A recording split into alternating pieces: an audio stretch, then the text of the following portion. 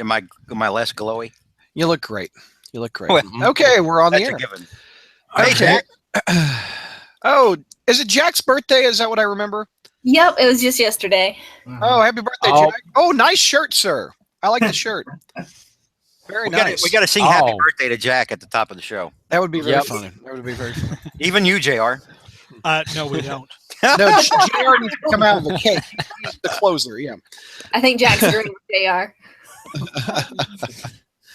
Okay, let's promote it up on. Let me get this shareable link. Where would I find that? Oh, for YouTube. There it is. Hi, Bobby. Nope, that's not it. So I did something that you guys are probably going to be mad at. What's that? I saw Spider-Man: Homecoming for a second time. I'm not mad at you about How was that. it the second go around? It's actually you kind of appreciate more for what it is, I think. Although in this experience, this was actually a drive-in, so which kind of made it a little bit more unique too. So, which for the first time I ever went to a drive-in theater, also. So. Oh, that's pretty cool. You went to a drive-in. Wait a minute. You went to a drive-in theater to watch a movie. Yes. Back in my days, that's not what we did when we went to the drive-in. But anyway. You're doing the drive-in wrong, sir. Well, I couldn't exactly do. Funny. Well, yeah, I know. I couldn't exactly do it.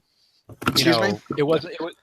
Yeah, there wasn't exactly room for doing any other kind of stuff. So true. What do you drive? A Yugo? Yeah. so true story. The last time I went to a drive-in, I got shot at. Oh my gosh. Oh wow. There were. This was over in South. You're Dallas. so full of crap. Oh, there you are. What's up, Zach? I can bring 5 people on to corroborate that story. We were in the crossfire between a gang and the cops. Oh my gosh. Where was this? It was at a drive-in in South Dallas. Okay. Somewhere north of Louisville. So I want to say that's Cedar. No, that's not Cedar Hill. That's I guess just South Dallas. But it was we were watching that Mel Gibson movie where he's like working for the CIA and smuggling dope. Oh yeah. Okay. I don't remember. Air America. Oh, with Iron Man. And it all comes back to Iron Man. And we're in my stepdad's pickup truck, and we're all watching it from the back, like in the bed. Mm-hmm. And about 3/4 of the way through, we hear bullets. Oh my! Or what we thought was a car backfiring at first. Mm-hmm. And then so we hear that, and then we're like, oh well, crazy. And then suddenly we hear it in rapid succession, and we hear stuff. We can hear the shit whizzing by us. Oh. So we all fall down. People start screaming in the little thing. We all fall down into the bed of the pickup truck. Mm-hmm. And then we see the cops running towards it, from away from past our truck. And so the movie was canceled. Everybody wound up going home, and we had talked to the cops because the cops have to give everybody the all clear. And that took about an hour and a half or so. And then the cops were like, this actually happens kind of often. So, and I was like, well, it's South Dallas. Yeah. Yeah. I was just giving you crap there, Barry, man. I figured. Oh, I know. I was there. I knew what went down. I don't give a shit what you think. Zach, where's your cam, man?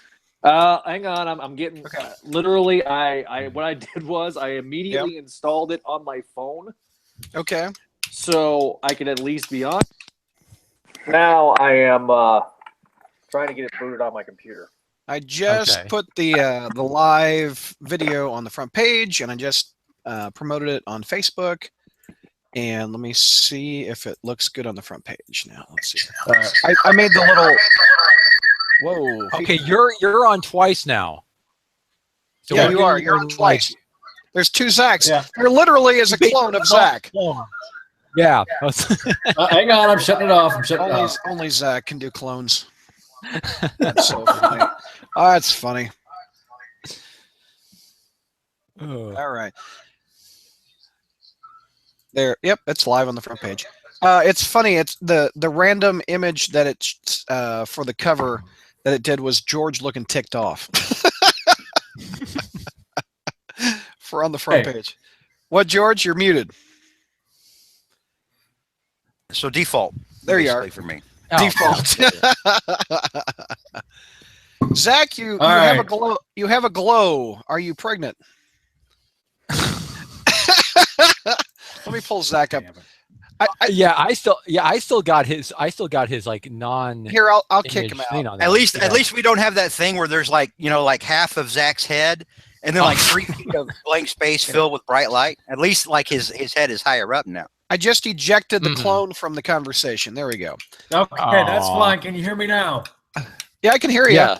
I think your lens is You're kind of overexposed, is what you're going. What's happening overexposed, and you're lower. Yeah. It's getting better. It's getting better. Mm-hmm. Lord, I gotta do this. Oh yeah. Hang on, let me turn off my light. Just a second. Okay, let's see what that looks like. Yeah. Oh. And that now a quiet moment with Zach. That's actually strangely better. I can see you better. Mm-hmm. Cheryl, I feel like you should maybe take some Windex to the lens every now and then. yeah, it looks real dirty. Or if you got a front light, you just move it like above the screen or something, so you can. Oh, I haven't been looking. I haven't been looking what the YouTubers have been saying. Let's see. David Riley. Hey everybody, what's going on, David? Andrew, hello. Brendan, turn out your lights. He says that is Zach's booty. Horner section record the two Zachs is one of the funny Crawlspace moments. It's almost a prelude to Zach's fantasy. Enter George Grow. Enter George Grow. He said growl. Enter George Growl, not enter grow. Growl. I thought it was grow. What the hell is wrong with you? You sick pervert. What's up, Andrew? There you go. Power Pack says, wow. I'm so sorry I offended the kids there, Power Pack. Ashley is so over all of this. What's Ashley doing? They're like, doing relaxation exercises. Trying to be like, you guys suck. how's this look? Ashley wasn't saying that. She even has her Spider Girl earrings on. Very nice. I do, yes. I like it. So Hey, what's on that shelf over your shoulder, Ashley? What's on that shelf? It's the black cat shirt. No. The shelf behind your head. Oh. Oh, y'all want to see? Sure. Is that all your little Gundam mans? I got Gundams, Figma. Oh, Let's you see. must be on a laptop. You can move that whole thing. Yeah. Oh, look at that. That's neat. Hey, You got Sailor Brad, can you hear me Scouts. now? Yeah, I can hear you. Let me look And at lots of Gunpla. Nice. Zach, you're very yellow. Can you adjust your settings for like contrast and all that It stuff? looks like you have liver disease, which is consistent with what we've seen of you so far on the podcast. Brendan wanted to say, Ashley, what are you doing? She was showing her. Oh, Sailor Moon for the win, says 227060. Yep. Nice. Mm-hmm. Ashley, All right, I can't hear your voice adjust very this well. garbage. I did for a second. I just plugged in my mic. Can you hear me now? It's really low. It's really low. Yeah. Yeah, turn the volume up a little. Let me see. Evan says clone degeneration. That's what's causing him to be yellow. Mm-hmm. That was happening a long time ago. You know what's weird, Ashley? When you picked your laptop up and you got close to it, it sounded really good. Yeah, I have my my snowball plugged in right now, and I'm wondering if there's an issue with that. It sounds clear. It just doesn't sound It's like very low, yeah. It's just the volume. Yeah, the volume. Yeah, the loudness part is not up there. Yeah. I mean, is it if I get closer to it? Is it louder? Yeah, you can do it like that, but then you do like a half face deal, Like a Ditko Spidey. Look at Jack. Jack is bringing Ashley a drink. What a nice guy. Aww. What a nice Oh, guy. they say Zach is a Simpson. All middle fingers. I unplugged my right mic. now. How is it now? You did what, Is Ashley? that better? Is that better audio quality? Is there any feedback? No, you sound better now. Sound better? Yeah. Without What? my $50 mic. Well, no. You're louder now. You're You're just louder, yeah. You're not as clear actually as you were, but you're louder. Brendan just said in all uppercase caps, Jack! Oh, friend. Oh, Brendan is? Yes. That's funny. By the way, Also, Chips Ahoy, everybody. forgot to tell Jack something, Oh. so I hope he knows. All right, we ready?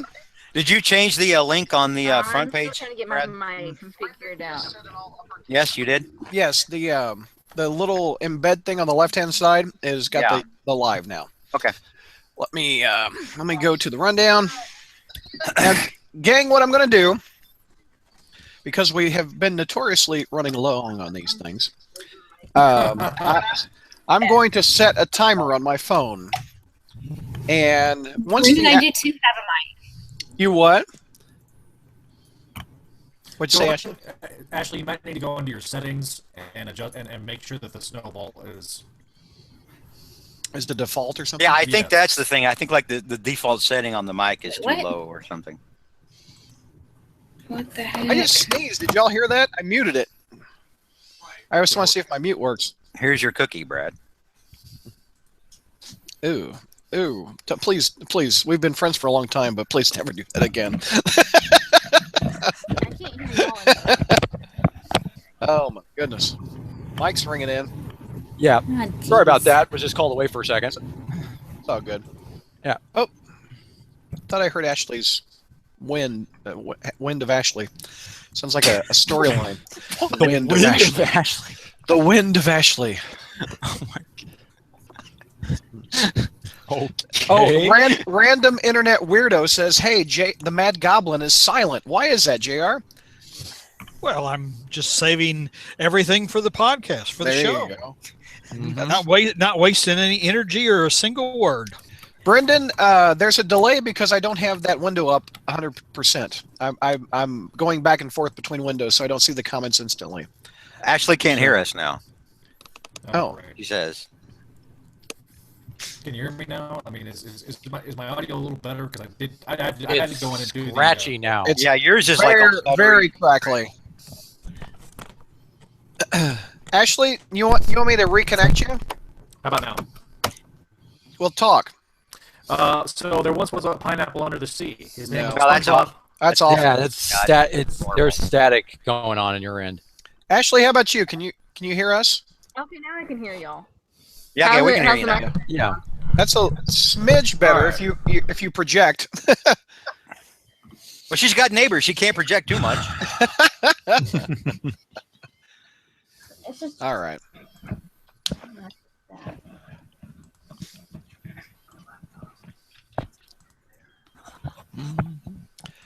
My name is for the Power Packers 90. My name is for the Packers and Power Rangers, not Power Pack. I'm so sorry, Power Packers. So I'm guessing he's from Wisconsin. Oh, there you go. Or whatever city the Power Rangers are from. Well, that's Angel Grove, California. There you go. There. And he also wanted to know, why do people think I'm the George on the show?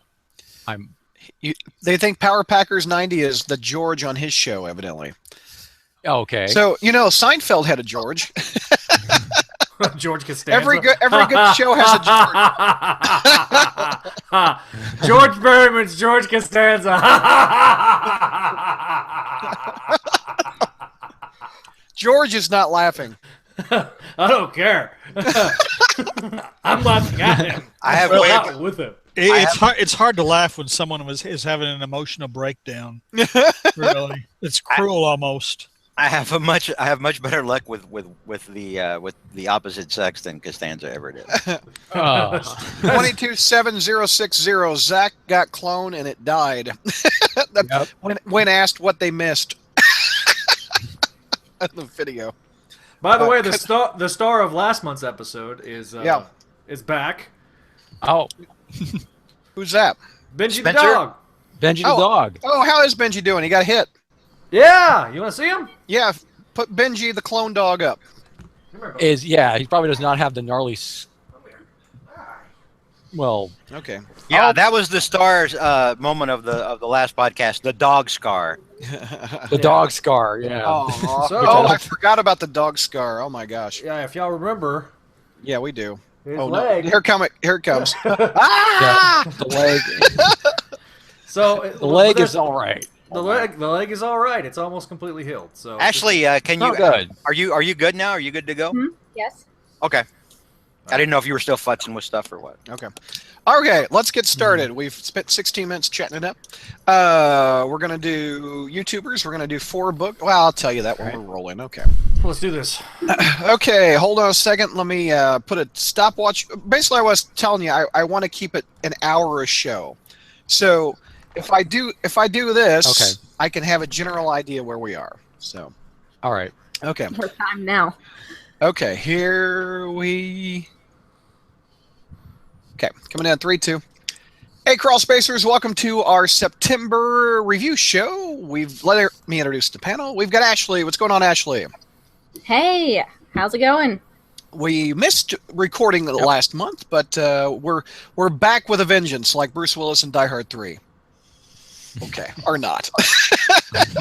George, was that an awful intro?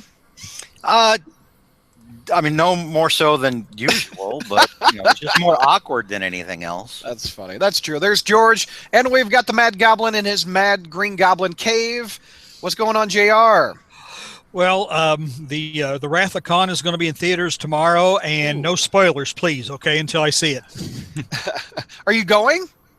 I don't know yet. It's depends on whether or not I can convince Spencer to go with me. Oh yeah. And we have Mike. What's going on, Mike? I'm not sure if folks heard it before the live chat, but I was being the Glenn the poor punishment I am. I saw Spider-Man Homecoming again at the local drive-in. I will recommend, though, this was my first drive-in experience, and I would recommend not sitting in the front seat of a car you are unfamiliar with. And I'll just leave it at that. Why? Because my gangling knees basically hit this, this person's, windshield wipers and turn signals by mistake, and I couldn't turn it off. I'm like, wait a minute, the windshield wipers are on the outside of the car. You're a big man, I mean Mike. the control part. What the hell? Are you 9.5 feet tall? Well, you know what we do? We have a local drive-in too. We bring down because there was. Well, I was squishing down because there was people in the back seat that tried so they could kind of see over my big giant head. I guarantee you, the people in the back seat were having a better time than you were. Oh, they were laughing at me. They were more entertained by my antics than was actually going on. I doubt that they were more entertained by your antics. And we have the clone. For those that are just listening to the audio version, we now stream the podcast live on YouTube. And Zach is wearing a hoodie, a Ben Riley-looking hoodie. And he also had a clone earlier. So welcome, Zach. Well, I have to be stereotypical when it comes to these things. Yes. So that's why I decided to troll George. I would wear my blue hoodie. Does it have a spider emblem on the front? It does not. Okay, but it's the same color as Ben would wear. It is. If it didn't have the Nike swoosh, I would literally be I would have made it. You wear a hoodie or some kind of crap every time we record anything. Why would this be any different? Plus, you're going to change. You're going to get bored. Your ADD will kick in at some point. You're going to go put on a mask and sunglasses and sit there doing this crap. Hey, he needs to put. Brothers are used to it. Yeah, brothers from a different mother. Let's break it up. I predicted it. See, it's happening. I know it. Well, Zach, all you need to do now is you need to take a Sharpie and then draw a spider on the front of your sweatshirt. Because I think isn't that what Ben Riley did? Okay. No, that's actually not what happened. So we've got hey, break it up. Okay. We've got 4 issues that we're talking about. First one, we're talking about Amazing Spider-Man number 30, Volume 4. Doc Ock against Spock, Hydra Ock, or whatever. JR, you've got this one. Take us through this one. What happened here? All right. The story opens with Spider-Man and a bunch of other heroes lying on the ground. All right. And in the background, Captain America is holding up Thor's hammer. All right. And then Spider-Man says, "Oh, no. My own title has become part of that piece of crap company-wide crossover called Secret Empire. This is way worse than Secret Wars #1. We've got to get out of here." So, anyway, he turns to Quicksilver and tells him to run around and kick up some dust to provide some cover. Well, Quicksilver, of course, being the guy he is, starts to give Spidey lip. So Spidey says, "I don't know why you're cool in the movies and you're such a douchebag in the comics, but put your douchery aside and help us get out of here. Get out of this stupid-ass crossover." All right, so Quicksilver provides the cover, and Spidey and all the other superheroes escape. But during the fight, Mockingbird is hurt. Spider-Man whisks her away with him off the battlefield into some waiting planes. So Mockingbird says, "I called everyone I could so we can get together and get some sort of resistance going on." And then Peter says, No, no good. They're all stuck in their own parts of this stupid-ass crossover. Besides, Doc Ock is headed for Parker Industries, and I can't let him get his hands on my company. That's where I keep all my porn. All right, so George making stuff up. He's making stuff up. So after promising Mockingbird some action under the sheets later, he exits. Wow. Okay. There's the action on the sheets right there. There you go. So anyway, back at Parker Industries in San Francisco, Doc Ock is confronting some mutants, including the Beast, and some refugees from Horizon Labs, including Max Modell, whose wedding, as you know, was the happiest moment of Peter Parker's life. All right. Anyway, Doc Ock says, look, I didn't read any of the other books in this stupid-ass crossover, so I don't know exactly what is going on here, but I guess all you mutants are getting San Francisco, which you two deserve each other. But before I let that happen, I'm going in there with my Hydra buddies, and we're taking everything, the hard drives, the office files, the server blades, and the porn. All right. So Ock and his goons bust in and take everything of value, but Ock's disappointed because he thought Spider-Man would be there. He says, I thought you'd be here to make a stand, so where are you, you little prick? Well, Peter Parker has gone to the Parker Industries in Shanghai, China, and he calls together his employees and tells them, Doc Ock is coming, people, to chew bubblegum and kick some ass, and he's all out of bubblegum. So I need your help to thwart his nefarious scheme. But a bunch of employees say, you suck, Parker. This is China, and your company is based in America, and America is controlled by Hydra. So your company sucks, Hydra sucks, and America sucks. You know, we're going back to keeping North Korea's economy afloat, scheming to steal all the islands in the Pacific Ocean away from the countries who own them, and building a land bridge all the way to Hawaii. All right. JR is bringing it, isn't he? Saw that they all leave. So Peter gives a rah-rah speech to those who stay and finds out that Dr. Wu, who you know from an earlier podcast, is a xenophobic douchebag who hates Peter. So anyway, but Dr. Wu still wants to see him. Well, so Peter goes to see him, and not only is there Dr. Wu, but there's Miss Tang, as you recall, who was Peter's Asian honey a while back, who betrayed him, but her mom had cancer, so that made it all right. All right. Well, Dr. Wu wants to actually thank Peter for writing him such a big check that he could cure cancer. All right. So he was able to cure Miss Tang's mother, Mrs. Tang. Okay. So Miss Tang says, okay, Peter, I know that as a result of me betraying you in an earlier issue, I'm not going to get any more servings of white bread, but I will go and get all those cars and all those other things I worked on ready to go, and we're going to take it to Doc Ock. All right.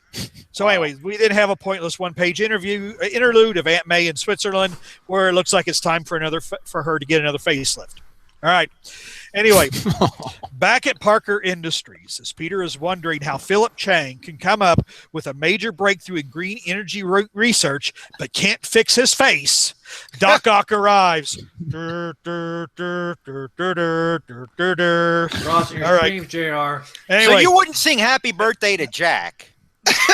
Well, I don't okay with doing, but the Emperor's March. But I don't know Jack. I don't. You know, I mean, I would feel right very. I've talked to Jack several times. I don't know him. I mean, it's Ashley's fiance's birthday, by the way. Should we do it real quick? 1, 2, 3. Happy birthday to you. Oh my gosh, the delay. Happy birthday to you. Happy birthday. Happy birthday. Jack in the shot. Happy birthday to you. Suck it, JR. Suck it, JR. Suck it, JR. Wait. We got okay. You know, this is not Jack's show, all right, and this is Jack's thing, all right. We're still finishing Amazing Spider-Man 30. So anyway, okay. Spider-Man and Doc Ock square off and do battle, and then the X-Squeeze, Miss Tang, brings all the spider cars out and the flying Spider-Mobiles, and they're all going to blast Doc Ock to oblivion. But Doc Ock takes control of all the machines, and they turn their weapons on Spider-Man. So, does Doc Ock take over Parker Industries? Does Spider-Man get turned into a plate of Mugu Gai Pan? For the answers to these questions and many more, tune in tomorrow. Same Spider Time, same Spider Channel, a Greenway production. You just went through a bunch of backing boards for that prop. Very good. Very good, sir. Very good. Well, technically, you don't have to wait till tomorrow for the what happens next. That's funny. Yeah, but what do you drink? It would be awkward to say tune in 15 minutes, same time, same channel. So Frontier says visual aids are priceless. Very nice. Don't encourage him. Well, they're better than those toys and lunch boxes Brad keeps showing. Yeah, they are. Here we go. There we go. Oh, there goes a prompt. Let's get it all out now. Okay, let's keep going, JR. That was it. That was the story. Oh, I'm sorry. I thought You're not even paying attention, Douglas. I'm very sorry. I got distracted by the singing and the birthday and all that mess. Okay. This is the guy who's going to tell us to keep the show within an hour. Yeah. Yes. Okay. Some executive producer he is. Sorry. So what's your grade, JR? Actually, I gave this one a B-. I kind of liked it. Okay. Ashley, what's your grade? I gave it a C. Okay, George. F. Okay. Mike? About a C, thereabouts. Zach? I'm going to give this a B. Finally! Whoa. Okay, dude. All right. I'll give it a C+. Logan says JR is the man, by the way, in the YouTube chat. So very good. He loves the visual aids. Okay, let's hear JR's pros. What did you like it? Why was it so high? Well, perhaps I guess it was high because it's a relative thing because I've been displeased for so long, but it was actually nice for once to see Spider-Man and Peter Parker exhibit leadership and intelligence. You know, I mean, Spider-Man has been around a long time. You know, he's one of the original heroes of the Marvel Universe. You know, he should be a leader, you know, but Marvel insists on portraying him as a man-child. But so I guess that's the part I really liked about this was that he took charge of the situation. And what's your cons? I don't like the Mockingbird stuff. I mean, it's like there's no chemistry. There's nothing. It's may not be an editorial mandate, but it's almost like, well, George calls it Dan Slott fan fiction. He's probably right. That's exactly what it is. The thing with Mockingbird reads very much like fan fiction. Yep. Yeah. Okay, let's go around the horns. Let's talk about pros from the group. Who had some pros we want to talk about? Go ahead, Zach. Sorry. I think the artwork was pretty strong. And I think, look, at the end of the day, if there's any character that Dan Slott can write, it definitely is Dr. Otto Octavius. And I can tell he's happy to write him again. Now, I also, we're starting to get the fall of Parker Industries. We're getting the fall of Parker Industries. So that's the reason I did the whole finally quoting The Rock. Nobody else got that reference but me. But, you know, at the end of the day, the fact that we're getting some forward momentum is kind of nice because it's felt like we've been spinning the wheels for a while with this Parker Industries crap. And I feel it's nice to finally have a resolution. All right, Mike, what was your pros? Actually, it was actually going to be more about the use of Dr. Octopus, and especially in conjunction with the art. Like when he's, for instance, when he's coming towards the Parker Industries Shanghai building, there's that great panel shot where he's like basically like walking towards the building and everything like this as they're kind of preparing him to come over there. I also did like they had the brief cameo with the X-Men where Otto just kind of shows up in Strong Guy. If you don't know who Strong Guy is, he's big. Did he ever escape hell from X Factor? I thought he was like him and Mephisto were. I guess he somehow got out, but yeah, I did kind of find that amusing where he's just trying to. I like Strong Guy. I always have Otto, and then I did like the scene where Otto just basically flings the guy across the city and is like, oh, you know, whatever it is, and exactly. But I mean. But yeah, and I also kind of do agree that with Parker, with what Peter is finally kind of, when this issue was kind of finally stepping up and try to actually prove some leadership skills. I mean, even in the beginning, even though it's like more of a strategic retreat in the beginning, but it's still, he's showing a little bit more of a kind of an initiative here on his own. Like he's trying to show that, hey, I'm actually, you know, that he's actually stepping up to the plate and everything like that. So that was actually nice to see. So, what's some other pros? Ashley, what did you like about it?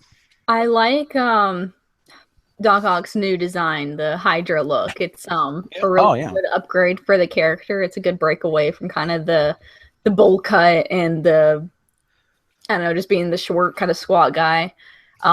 It's definitely a good upgrade.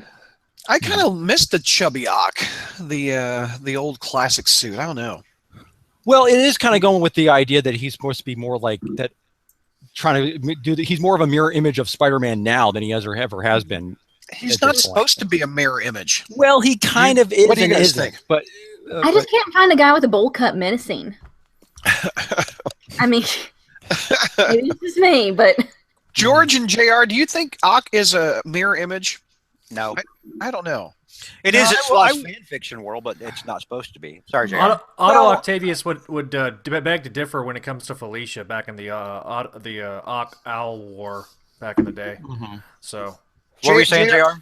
No, I was about to say I don't see Ock as a mirror image. I see Ock as the mad scientist Peter Parker could have been. Yeah. Well, that's kind of an image. I don't. Well, yeah.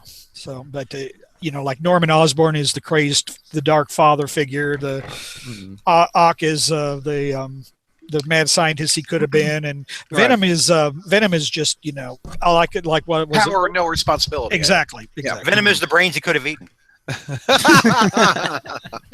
Okay, let's go to the Zach. I'm sorry. Did you have pros? Oh yeah, we already hit Zach up. I'm sorry, didn't we? It's finally over, is what he said.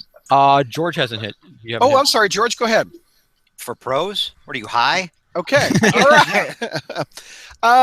Let's go to the YouTubers real quick for pros. Masked Guy says at least Bobby Morris is more likable than Carly Cooper. That's such a low bar. Low hanging fruit there, bud. Werewolf says that bar is like a foot off, like a half a foot off the ground. Werewolf says you guys are reading this for me, so I don't have to. And pro, I save money. Good call. Let's see. My only pro is JR. There is no pros. My only pro is JR describing the story. That's very nice from Random Internet Weirdo. Well, thank you. 227060. I miss white business suit Doc Ock. I like that too. Oh, yeah, dude, yeah. That was great in the 90s. He was a boss. The Eric Larson Doc Ock. Yes. Nice. Let's see. And they say the Jackal is the monster Peter could have been if he hadn't properly grieved Gwen. Okay. Okay. Good job from the 29 people watching. Okay, let's do cons. Biggest cons. We've heard JR's cons already. What's some other cons? George, you had the biggest con. It's still Parker Industries crap. Anything with Parker Industries for it is either going to be a D or F by default for me. Yeah. Because it's not Spider-Man. It must be a little bit of a pro because it's ending and they destroyed it. Well, we may get to that in the next review. Oh, that's right. It's not this issue. They destroyed it. I'm sorry. Yeah. Okay, go ahead. So sorry. Ashley, what's some cons out of you? Addition into my con is that I think this is a really awkward way to be handling one of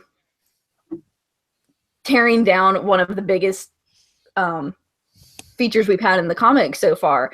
To have, it's been building up towards, Otto coming back and Peter losing hold of Parker Industries and everything that we've been talking about, how, it's not really his company and, this confrontation between Otto and Peter.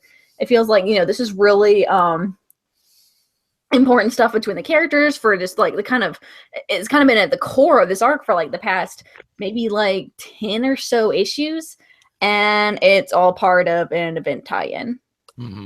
So we lose out on a lot of the really important build-up that could go into making this kind of this confrontation really epic, and it's just kind of lost in the fallout of Secret Empire. So I think that's just a major storytelling flaw right there. This story sounds like this was Slot's endgame, and he just smacked a Hydra suit on Ock.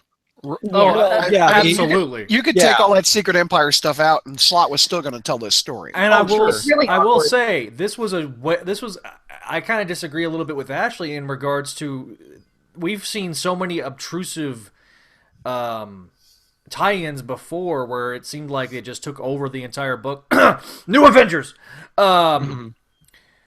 So it was kind of nice to have it being touched upon like it used to be back in the day. Back in the 80s, back in the 90s, it wasn't completely taking it over, and it was using it effectively. So I got to give Slott some props in that regard, because it could have easily just turned into just another tie-in to the event. You don't have to read Secret Empire to get what's going on. There's enough context clues for you to understand, and this can be read if you're just reading Spider-Man. Man, that Secret Empire is so rough to read. My gosh. Here's what bad.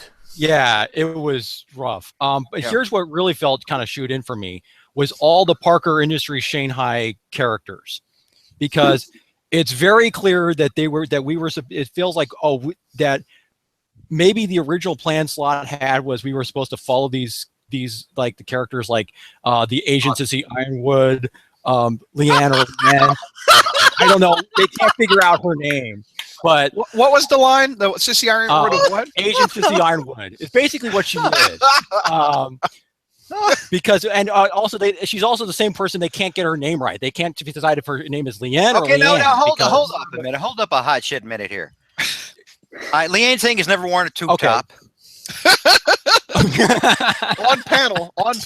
Sissy Ironwood never jumped into a spider armor vehicle to go and fight a super.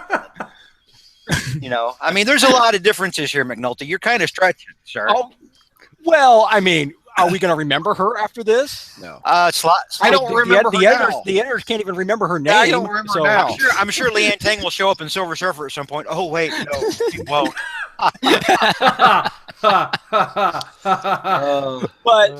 But all these other characters, like whoever the older secretary is, and the Dr. Wu and stuff, they're forgettable. They're forgettable.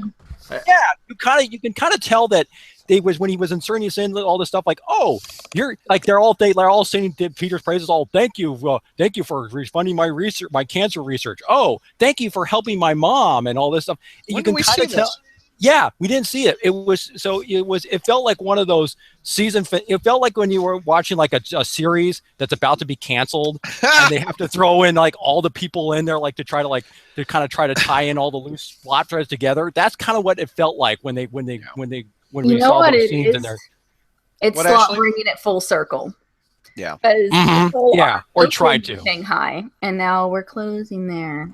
Oh. You know, I'm surprised. But we didn't spend enough time with them. Normally when you come full circle, it's when you spend time with those characters the entire time and you've kind of, you have a sense of, okay, before and after. But this isn't, they weren't even a part of the story. They were just, you know. Okay, so you know what this feels like to me? This feels like, I know we used to make Berryman used to make the joke during the Big Time era, but this really does feel like the Dan Slott Tricorp. Yeah. They showed up for like 3 issues. They were supposedly supposed to be important, and then what happened? We already have a Dan Slott Tricorp, though. This is even. Feel Horizon more Labs. Yeah, Horizon Labs, this feels more like Tricorp, even more so than Horizon Labs, because they actually did some stuff with Horizon Labs. Unlike this, which was like, oh, everybody shows up and then they're forgotten about 10 issues later. Yeah. Okay, let's read some any other cons that we have, gang, from the panel. Okay, I'm going to read some YouTube live comments. Let's see what we got. At least Miguel O'Hara is safe from all this, says Lord President. I like that. Yeah. Power Packers 90 says making Ock God mode for your story to work. That's a con. Marvel thinks it's okay to print this, says Lord President. That's a con. The Mockingbird relationship is a con. The issue still exists, even though I tried to pretend it didn't, was a con, from 227060. Masked Guy, cons, I don't care about Parker Industries. Whether it thrives or fails is irrelevant to me.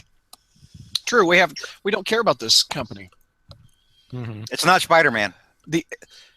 The con from 227060, this issue exists despite my attempts at delusion. That's funny. That's so funny. Con, it's still Dan Slott. There you go, from Comic Legend. Yeah. Okay, we've moved on from issue 30, and now we're headed to issue 31, and George is going to tackle that one. So, George, start it off. Let's see if it comes up from an F for George. So Spider-Man engages Doc Ock on the side of a building. Or I'm sorry, Spider-Man and his army of spider vehicle people. Because you know, Spider-Man, and you expect that kind of thing. Yeah, look at all that.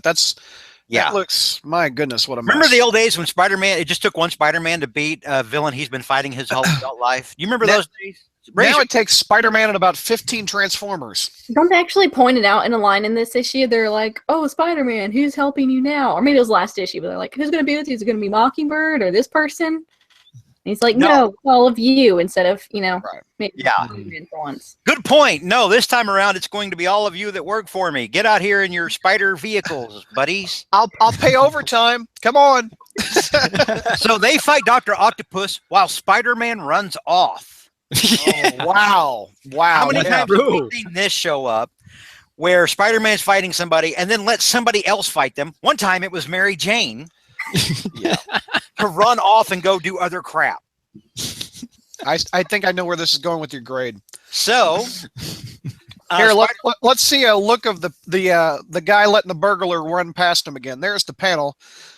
I think what's the word, Balloon? I sure hope so for a little while. You good? Yes, Spider-Man, but Miss Tang, Spider Rider 1, is she okay on her own against Doc Ock? Anyway. I sure hope so, because I got places to be soon. I got to get to the DMV and register all these vehicles before 5. Yeah. I got to make sure they're just street legal. I'm in China and they'll shoot you. So he runs back inside the building to start sabotaging his own company, gives the order, activate the worm viruses, because that's a thing. The mine, let's call it the mine worm. Just release the Kraken. Every department activate worm viruses now. Go Power Rangers. That's an actual thing that he built into his own stuff. Mm-hmm. Worm viruses, because tech guy. Yeah. And I actually laughed out loud, and it's hard to get me to laugh at something. I laughed out loud about how bad that was. And because like hackers wouldn't have already found the back door on that already. Mm-hmm. You know. Anyway. Well, technically, didn't Doc Ock already do that? Because that's how he's. Dude, everybody's done that at this point. Yeah. Aunt May's done it at some point. So the whole company's going to crap. Everybody's like, no, dude, my pictures. Where's my porn? And then Aunt May's sitting there. Sitting there looking, oh, Peter, how could you? All the people who work for you. The Uncle Ben Foundation, how could you? She's so distraught. She'll get over it. Don't worry. She gets over it real quick. So then, you know, you've got people getting the message from Peter, you know, hey, the company's over, you're out of work. People are like taking axes to their computers and stuff, smashing everything up.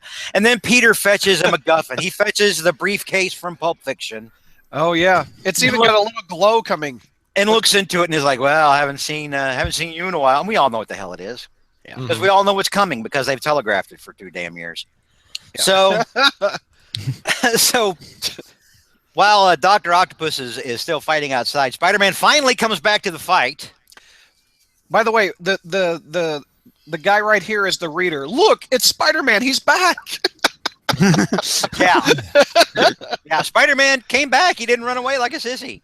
Yeah. So Spider-Man comes back, and Dr. Octopus uses his technology to rip Peter's Extremis armor off. Spider Extremis. And then, oh, lo and behold, the glowy spider crap is gone. The glowy eyes are gone. Ostensibly, the web shooters with the 87,000 different types of webbing are gone. 57 or whatever. And it's just classic Spidey. And what does he do? Does he beat Doc's ass? Does he say, oh, it's on like Donkey Kong, and then just start connecting fist to face? No, he pushes a button. Yep. Which turns Ock's arms against him, and then Otto runs off.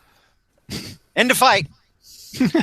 And then Peter's like looking at it, and he's like, because Dr. Octopus leaves his mask, as you do apparently. If you're Dr. Octopus, your arms attack you. So how do you counter that? Oh, I'll tear off my mask while escaping, which makes absolutely no goddamn sense.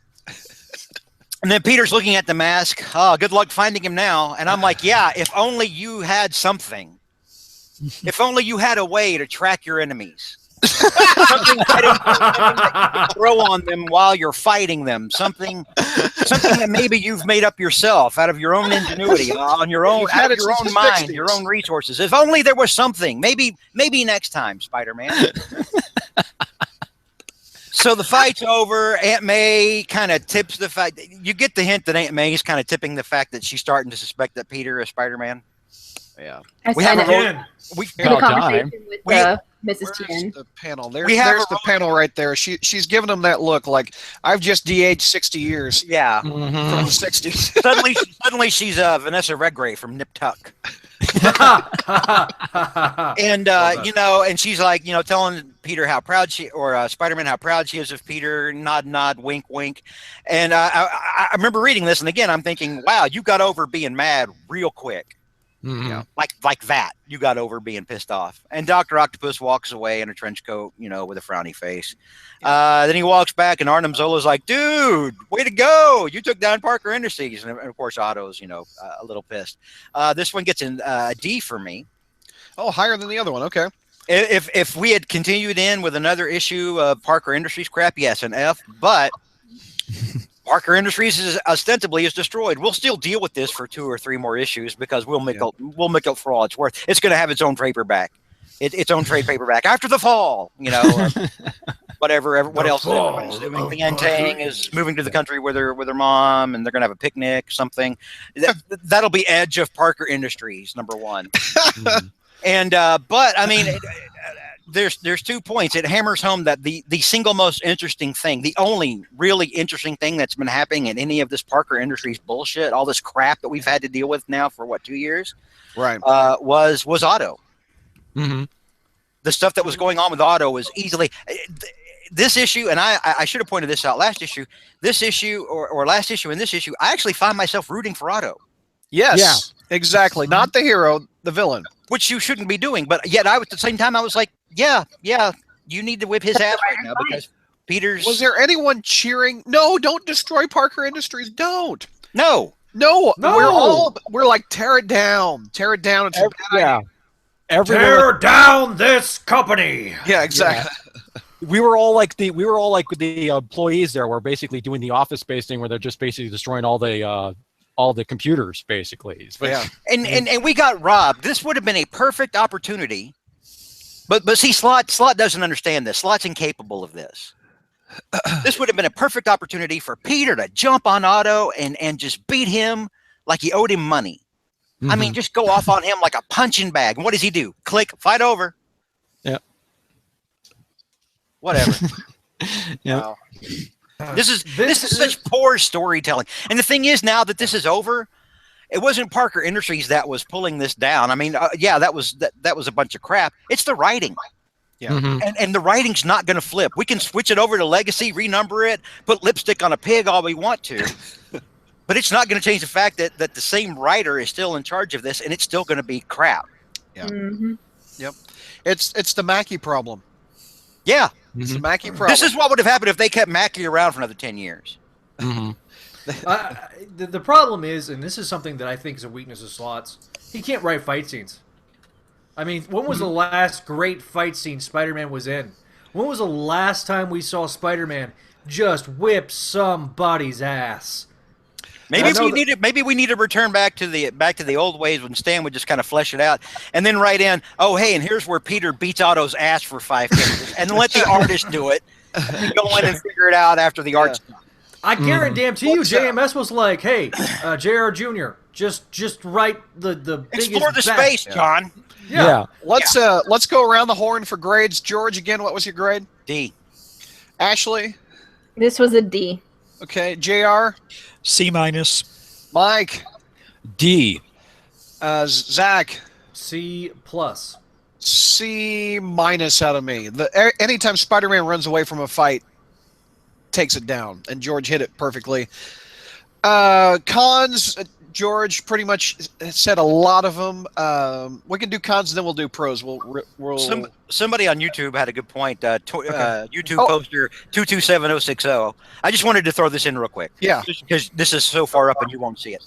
Slot is unwilling to have Spider-Man beat up and own Otto because he loves Otto more than he loves Spider-Man. Truth. Mm-hmm. Mm-hmm.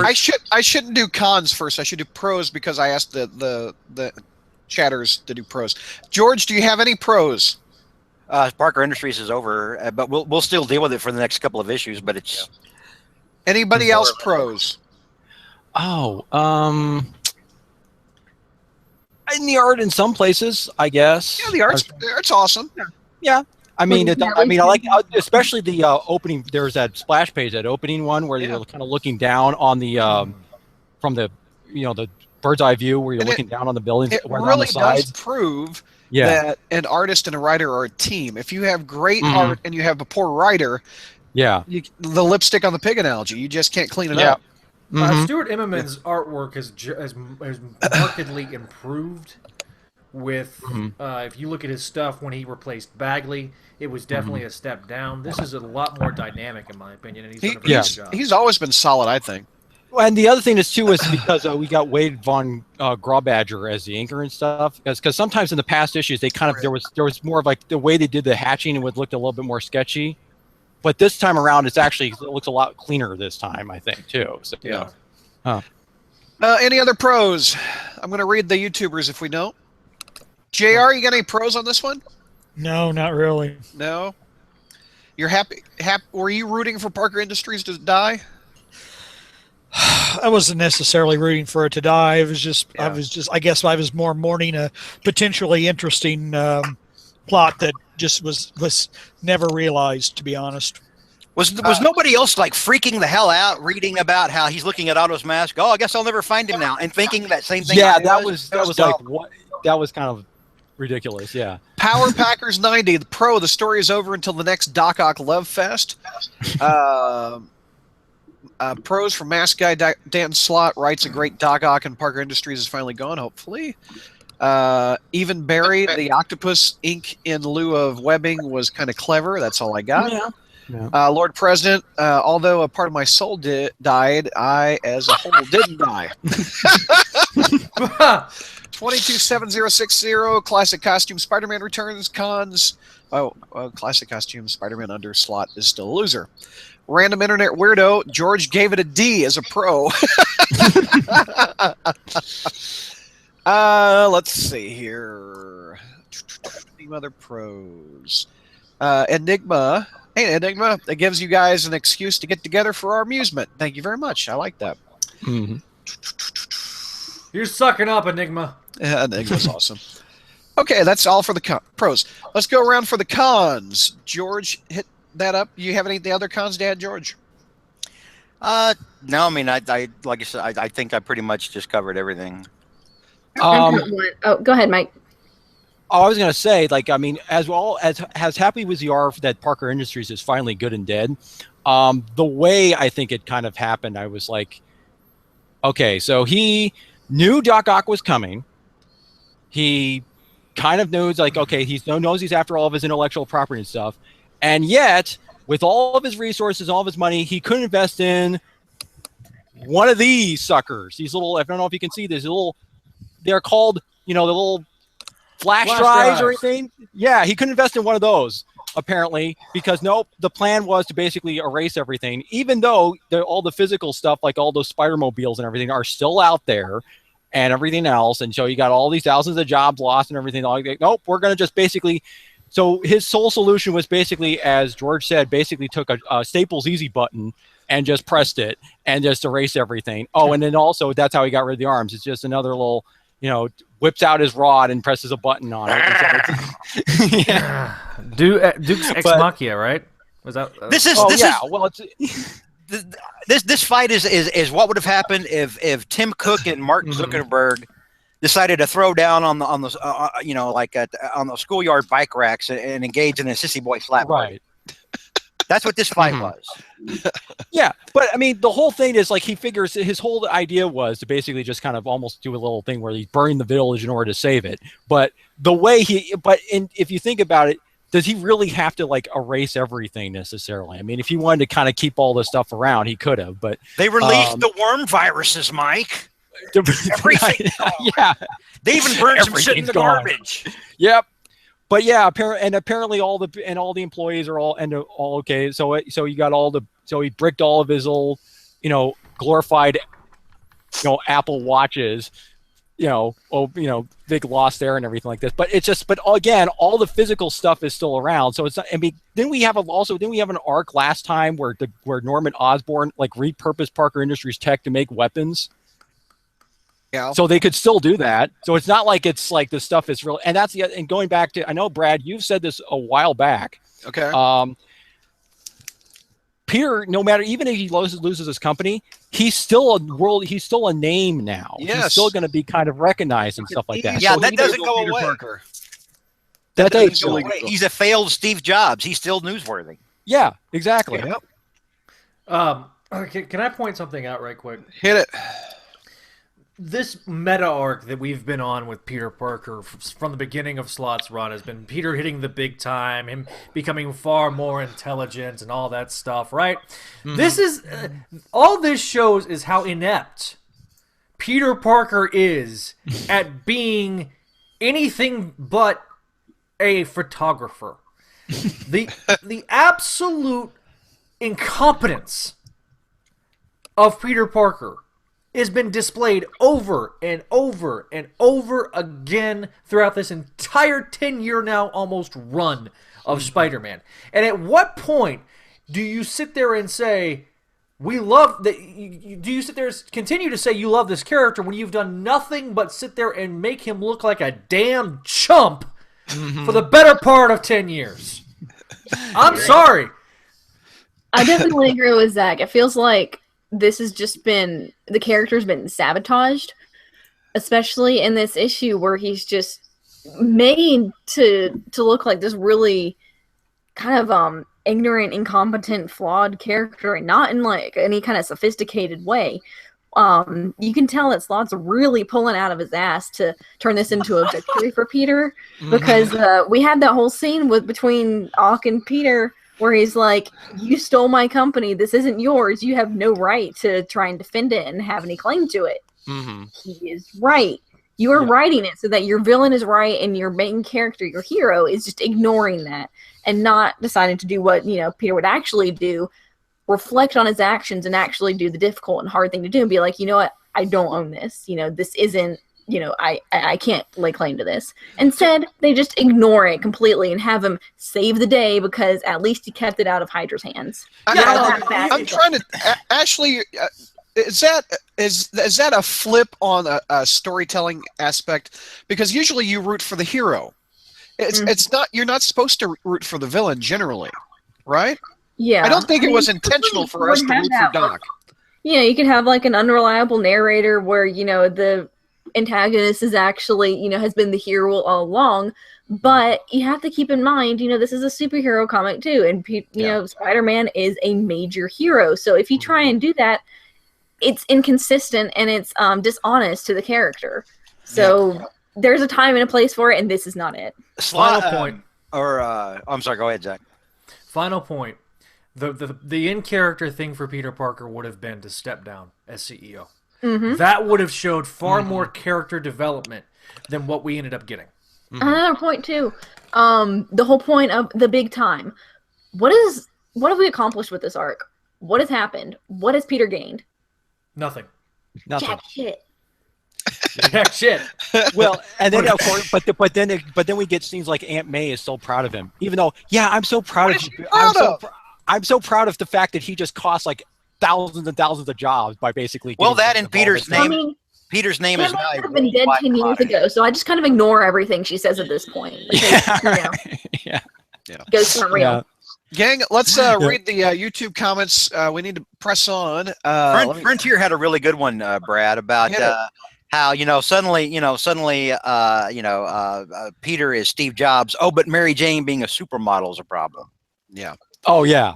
Yeah. Power Packers 90 says there are too many cons to list.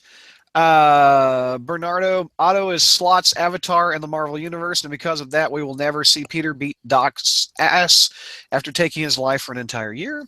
227060, this issue made me mad. Werewolf, I have 0 Spider-Man books I can tolerate reading as a con. Enigma, the book once again reminds me that Slot is still writing it badly. Bernardo says, I hated myself for rooting for Ock instead of Peter. Power Packers, the hero just cost thousands their jobs. Enigma still swears by Slot She-Hulk. I like Slot She-Hulk. It was good. Evan Barry, Con, the panel in which Peter tells his staff to shut everything down was supposed to be dramatic, but it came off as stupid because no one cares. Bernardo says, I rooted for a Nazi sympathizer instead of the main hero. Spot had Otto join Hydra, and still we rooted for Otto. Yep. Yeah. Think about that. Yep. That's how off his Peter is. Yep. And I honestly think Slot thinks he's being clever in this whole thing. Oh, yeah. Yeah. Okay. We are moving on to another book. We have got Peter Parker Spectacular Spider-Man #2, written by Zdarsky and Kubert, and Ashley has this book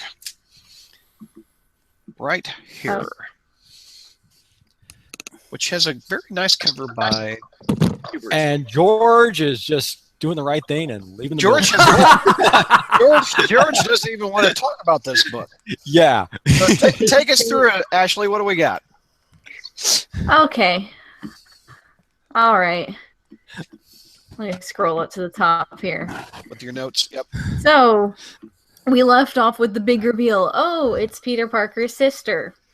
So I'm flipping through. I've opened up the second book. I'm looking through the recap. Already, before we even get into the story, I'm angry. Because in the recap, we have like this back and forth, I guess, between the writers. I don't really know how they have. I don't know who the two voices are. I have no idea. Yeah. The voices in my head, I guess. And they're saying, wait, it gets better. The girl Spidey saved from those robbers, she gave him her number. How's that for cool? Person says, honestly, I'm just happy that there are girls in this comic. Ooh. Wait. The girls are in comics now? Really? Oh my god, where have I been? It's not 1929 and Wonder Woman hasn't showed up yet. Or 1339. Sorry, 39. And then, I'm about to triple down on the feminism. Wait, what feminism? Okay, regardless of how you feel about feminism, what your political views are on it, you do not get, it's not a participation prize. You can't have 3 side characters who happen to be female and to say, yeah, strong, independent women, because they're not. We have one who's there as a love interest, literally just to be the date. We have Ironheart. She's probably the only character who's there not because of Peter. Plot device. We have Teresa Parker, who is, she's another plot device. She's only there, because of her relation to Peter. So we have these characters who are only there because of, a man. That doesn't make for like an independent female character. If you're trying to write, if you want to write feminist comics, give your female characters something to do. This is not a participation prize. So that's awesome. That's why I love having Ashley on the show. I just glanced over that, reading it quickly. I didn't even notice any of that. Very good. Very good. Yeah. Okay. Now we're getting into the comic. So, he was ticked off by the recap page. Wait for it. There's more, folks. And so, Peter has gone to what turned out to be Ironheart's house, trying to trace the hacked Stark phone. And she is understandably pissed off because he's just shown up at her door, and so she has to take him out to because she's worried about her neighbors finding out her secret identity. So she busts him out in the neighborhood to keep her cover, and he goes and he explains everything. He hands her the hacked phone to trace because she, had been one of the first people to do that. After they talk that out, he checks his phone and sees that he's in big trouble with the missus. He was supposed to have his movie date with Johnny, and he's just been at his apartment the whole time, texting him, and also letting him know that his says lady near apartment, and she's dropped a bombshell, and where are you? And the whole reveal that his sister was there. So he hitches a ride on Ironheart to get back into the city. I wish I could phrase that better, but he literally straps himself to her back and rides her into the city. Mm-hmm. So that is a goofy looking panel. That's strange. That's just odd. So we go back. Hold on, I've got it only on Ashley's cam. Oh, there we go. That is an odd panel. Look at that. Ooh. Are you showing off? Okay. Yeah, I just showed it off. Yeah. It's weird. So it's not just phrasing, it actually happens. Yeah. So back at Peter's apartment, Teresa is there waiting with Johnny while he's kind of babysitting her. Peter runs in and kind of catches Johnny up to speed and, me as well. I don't know if this was something I knew the whole arc where his parents were actually super spies, and they kind of pulled that. Did you read that graphic novel? It was a hardcover that came out. I did not. I knew about the super spies, like the parents, but I didn't know that he had a secret sister that was thrown to the mix. She was only in one other book, and it was that one, and it just came out the last couple of years. So, yeah. Well, just to catch anyone up who's in my position and didn't know. So Peter Parker's parents were apparently super spies, and there's a whole thing, and they're guarding this Nazi gold. And then Kingpin gets involved, but he had brainwashed this one girl to believe that she was Peter Parker's sister to try and lure Peter into the where his parents were guarding the gold so that Kingpin could get the gold. But this girl wasn't actually his sister. She just had Peter's memories implanted into her, so she actually legitimately believed that she was, part of this family. They basically did a 64-page graphic novel in 2 pages is what they did with that thing. Yeah. Mm-hmm. So yeah, they're scraping the bottom of the barrel is what I'm getting out of this. So, now that everyone's been caught up to speed, Teresa Parker, which is her name, when I call her TB for short because she's gonna last about as long.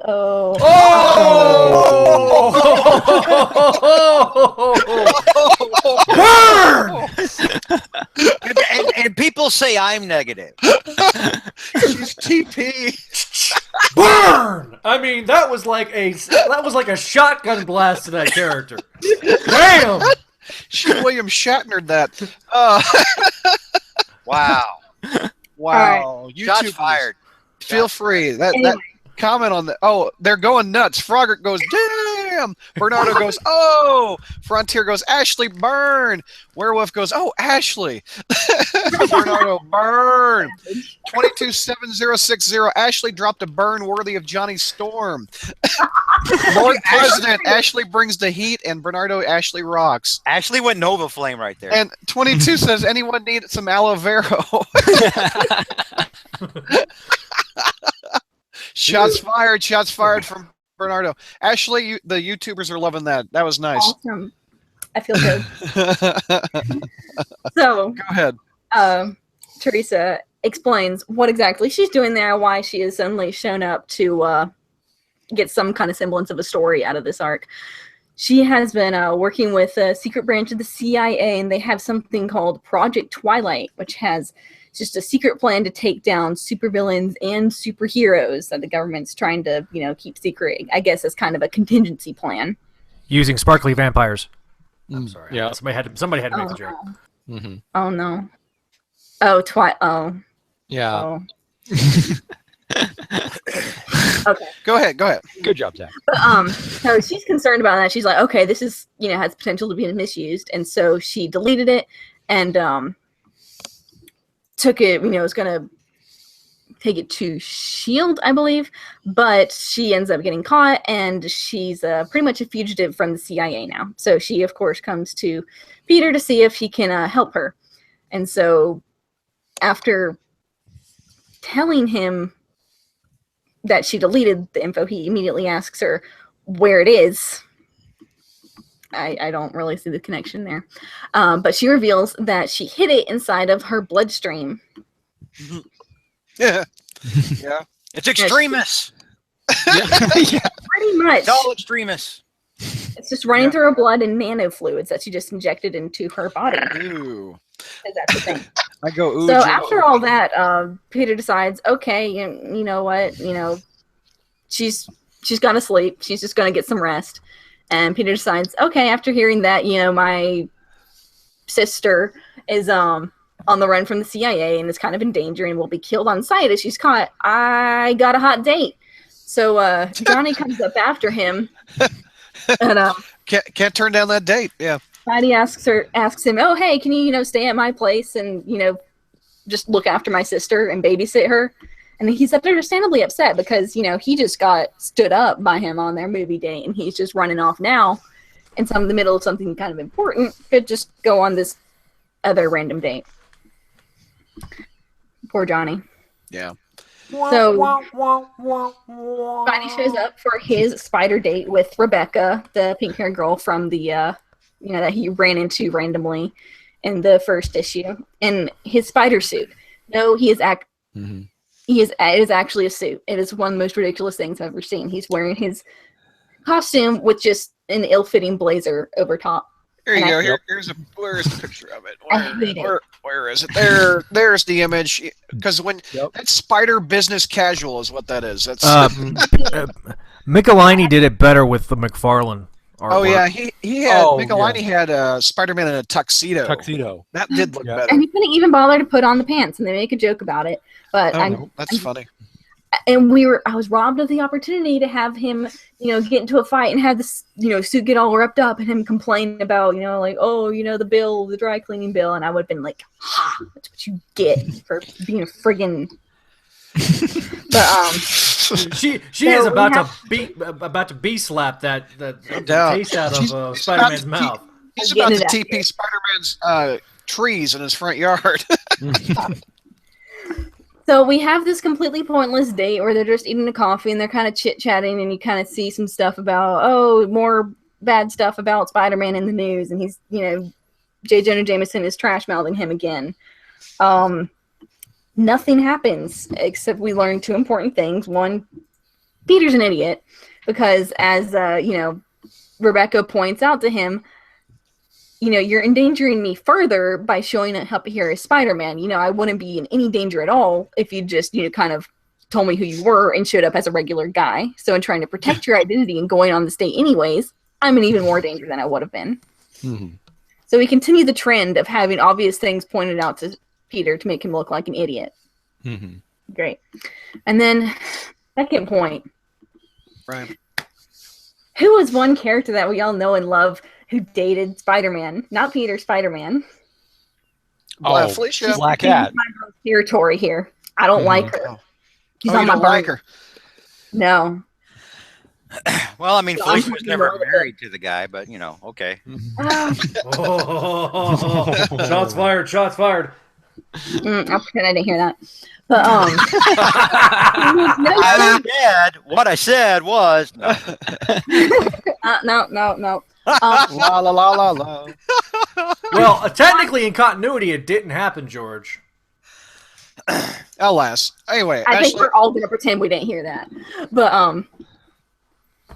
I don't understand why he's even on this date as Spider-Man to begin with. Wasn't this one of his big insecurities and the whole reason that his relationship with Felicia fell through in the first place? Mm-hmm. So we're just ignoring all of that, and we're pretty much just acting like his relationship with Felicia Hardy never existed. Thank you, Marvel. So nothing continues to happen until we do have one important scene with a rude customer who yells at the employee and he whips him. Yeah. But Johnny shows up for literally no reason. The only reason he's here is so that when the plot actually does decide to move forward, Johnny is there with him so they can go together. There's no reason for him to be here. It's just a huge contrivance. Yep. But he rightfully goes and hits on Spider-Man's date because, he got stood up because of her. Yep. So then while they're all there, Ironheart just happens to call Spider-Man and she lets him know that she managed to find out essentially where the phones were coming. God damn it. What happened? I'm having a brain fart. Okay, she picked it up from the phone to hazard a guess as to its owner and who's been who could potentially behind distributing all of these hacked Stark phones to criminals. And it turns out that it is Kingpin. And so with that, we close as we move in to look at Teresa, who's back at Peter's apartment, and she's looking over the family photos and kind of nostalgically remembering. I got no clue who some of these people are. Like, specifically, is that Betty Brant over there? Yes. It is? Okay. I guess. Is it also, really? I'm kind of confused. We end with Teresa looking over the pictures, but if I'm not mistaken, we begin the next issue with what's his name, Karnak, watching her sleep. Strange. Yeah. Weird. Okay. We don't even have good continuity between the books. My God. So, Ashley, what's your grade on that one? Continuity costs too much, apparently. It's too much to ask for. Yeah. But yeah, So, what's your grade, Ashley? What do you think? C-. C-. Okay. Let's go around the horn. George. D. JR. D. Oof. Mike. This is also a D. Ooh. Zach. It's an F. Ooh. It's an F. I'll give it a C minus. He's thinking about a D. He's thinking about it. I was thinking about going it. there. Ashley, real quick pros. What do we got? My pros. Yeah. I'm digging the bromance between Johnny and Spidey. I think it's just really cute. Just watching their friendship and their relationship just to clear. It's good to have another like male friend in the cast since we've kind of had Harry Osborn taken out for the most part. So it's good to have someone to fill that void and kind of be there, someone who can believably rag on Peter without sounding like a total douche. Mm-hmm. And just someone that he has an actual believable relationship with. I think the humor is generally pretty okay. It's not as cringeworthy as Slot's writing. Some of the jokes are, they're not great, but they make sense for, it's just a typical, Spidey's self-deprecating kind of out-of-touch humor, so it works. And I think generally he's written pretty well in character, but it just never really goes anywhere. So. Right. Gang, who gave the highest grade besides me on this one? I think we did. Okay. Brad. You and I were the highest grades? I think so. Okay. It's all you, brother. Anybody have any pros besides Ashley and I? Well, I guess I should say my pros. I like it. I was telling George this the other night. It feels, since we've had so long of Peter Parker's voice through Dan Slott, it's nice to have a different voice. Maybe I'm enjoying that more than I should with this book, hence why I'm giving it a C. Yes, you are. I guess absolutely. Yeah, that's exactly what it is. You've been fed crap for so long that suddenly a Scrapple sandwich. Oh. I guess so. I think because the way that Zdarsky writes him, this is not Peter. He doesn't understand Peter at all. There's no difference between his Spider-Man and his Peter. They talk the same. I'm gonna go on a full-on rant in a second, so I'll let everybody else talk. No. Well, no, let's save it for the cons. Any other pros before I'm going to read some YouTuber pros in a second. JR, no pros. Not a one. Mike? It kind of would be, but again, because I was going to say the Adam Kubert art, but there's some parts of it that I felt. There are parts of it are good, but parts of it I kind of was iffy about. But that's I don't like the way Kubert draws Spider-Man's costume on the leg aspect. I don't like. It looks like red socks. There's some. Well, yeah, there's that, and there's some parts of it like where there's parts of it where it looks like when he pulls it too back, like the faces are not, for some reason they're not really consistent. Sometimes a little bit. It's just Okay. Go ahead, Mike. Sorry. No, that was it. That was I love the very first pro I'm going to read from the YouTubers. Random internet weirdo pro. I love the Hulk, and he's not tarnished in this writing.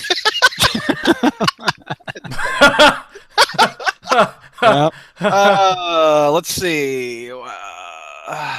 Pro. I got nothing, says Mask Guy. Pro from Bernardo. I didn't have to buy this book as well. Enigma. Adam Kubert's pretty good at polishing a turd. My goodness. Mm-hmm.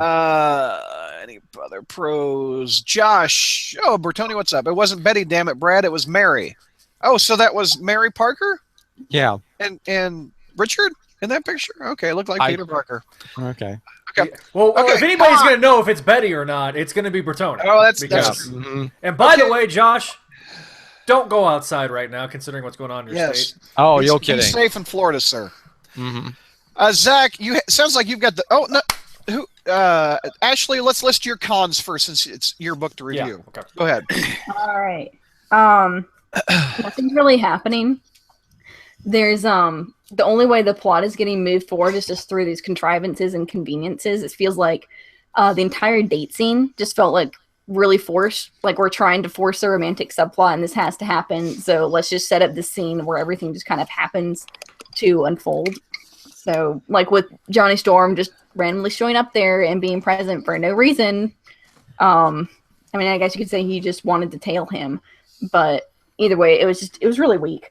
The date, the whole, and speaking of the romantic subplot, I just don't feel it at all. Like, even with Spider-Man and Mockingbird, at least, they have some kind of history. This girl, he literally bumped into her on the street, and I guess she took pity on him and gave him her number.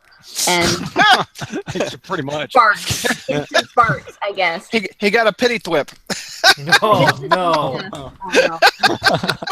This is the romance that will be the crux of this, the Spectacular series. And I'm just not feeling. There's no chemistry.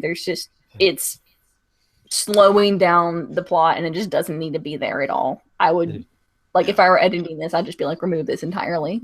Okay. And then the characters, while, as I did say, it was one of my pros that Spidey seemed, at least when he's going on his little jokes and stuff, it seemed pretty par for the course. They're just not doing much with it. It's really flat. The characters just feel like they're going through the motions, and there's nothing really below the surface. There's no drive to the characters just don't have any motivations right now. They're doing what they're doing because that's what the script says. Okay. Brad? Zach? Oh, go ahead, Mike. Go ahead. As a con, I want you to turn to the page where Spider-Man is riding on Ironheart's back. Okay, hold on. Okay. For the audio listeners, go to our YouTube channel to see what we're about to do. Okay. Let's see. There you go. There's the panel. That is the single most embarrassing image in a Spider-Man comic this year. Especially when you see the words "Wee." Let me talk. Yeah, I just see up there. Whoa, that's someone tell me. I don't know if this will make me feel better or not. How old is Ironheart? She's like 15. Yeah! This makes it worse! You're riding on the back of a 15-year-old! My God! That's illegal in a lot of countries. Yes! Yeah. This is, like I said, when I saw that, I thought that him asking the autograph was bad. I've got it. I've got the perfect line. But you know what should have been replaced with "we"? Face it, Tiger, you just hit the iron jackpot. No. You're groaning. The thing is, I thought iron jetpack. I screwed it up. Iron jetpack. Sorry. The thing is with the autograph thing, I thought when I saw that in the when they do the previews of the thing, I looked at that and I thought, oh, this thing's going to be rough. And then I saw that panel, and I lost all hope. That was it.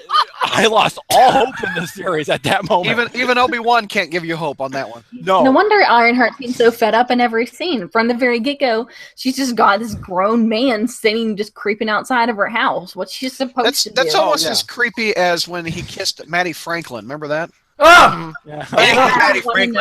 Maddie Franklin kissed him. That's true. That's true. Or that cover where Gwen Stacy's kid kissed him. Oh, yeah. Cringeworthy moment. Yeah, but then, and I also beg to differ with Ashley. There is no story here. It's just a series of events. Like, oh, here's this scene where he's at Ironheart's place. Oh, here's this scene where we basically get a rehash of family business. Oh, here they are at the coffee shop. It's basically like Zdarsky is trying to I think he watched too many episodes of Seinfeld and decided, oh, I could just do that for Spider-Man. Enigma says Ironheart is the mature one in that panel. All right, here we go. It sounds like Zdarsky. Almost every issue of Spider-Man right now. The other person is funny. Zach's winding up for a big pitch of. It sounds like Zdarsky watched too many episodes of Ultimate Spider-Man. Is what it sounds like. Zach, you're up. All right, here we go. All right, this is his con. I'm going to bring in some visual aids. Oh, all right. So, first things first. This subplot with this stupid ass sister. Hang on, let me adjust my volume. Sorry. Oh, yeah. I've got that book. This is a book called The Revenge of the Sinister Six. It had a sequel called Secret of the Sinister Six. By the way, Adam Troy Castro is somebody that lurks on the site, so hi. He posted on the front page, by the way. I loved his trilogy of books from the Sinister Six in the 90s, which had his sister in it. Yes, but that's not Zdarsky's problem. That's Mark Waid's problem. I agree. Yeah. But if you want to read a better written subplot with a Peter Parker sister, these are your go-to. Yeah. I liked Marvel Pros back in the day. Yes. Secondly, and this is a larger problem with Zdarsky and Slott and Bendis. Since Brian Michael Bendis brought Spider-Man into the Avengers, the mental age of Spider-Man has been de-aged from 25 years old to 12. This guy acts like he's a damn 12-year-old when he is 10 years older than the bot person that he's riding on the back of. That is asinine. You're yelling. This is why I'm raging, because I'm sitting there reading this book and I'm like, I want to like this book so bad. I do. I don't want to hate Enigma this says book. he sees a blood vessel. We're WebMDing it now. I mean, this literally is to the point where I'm like, I don't want to even pick up this book anymore, because Peter Parker's intellectual, mental capacity is of a 12-year-old. Werewolf says this is Zach sober. Yes. I have not had a single drop to drink tonight. Comet says you're scaring me, Zach. And Enigma goes, that's why I wanted Zach to drink. I mean, we're at the point now where Spider-Man, no matter who's writing him, can't evolve past the age of 12. This is a problem. If this is your flagship character, this is long-term. I'm sorry, but there's now an entire generation of people that have read Spider-Man for the last 15 years, and Spider-Man hasn't acted like a damn adult. Hey, JR, Joey Z's brother, Joey G, just wrote in and asked if anyone has a sedative for Zach. I don't think a sedative's going to do. I think we're going to need an elephant tranquilizer. They're trying to take the Spider-Man of Spider-Man Homecoming and put him into a grown-ass man. But they were doing that even before. It does not work. And they've been doing this for over a decade now. It doesn't work. Mm-hmm. It just makes him an immature man-child that no one likes. Yeah. Mm-hmm. Like, I want to punch Spider-Man every time I read him in a team book, because instead of being the leader, instead of being a guy that can sit there and look at these kids, these champions that they're trying to promote and shove down everybody's damn throats, and the book isn't even selling, instead of being the guy that sits there and says, look, I was you not too long ago, let me show you what not to do, instead of being somebody that could potentially be a mentor and grow those characters and grow with them as a mentor, this guy can't, he can't even, 10 years ago he was a teacher.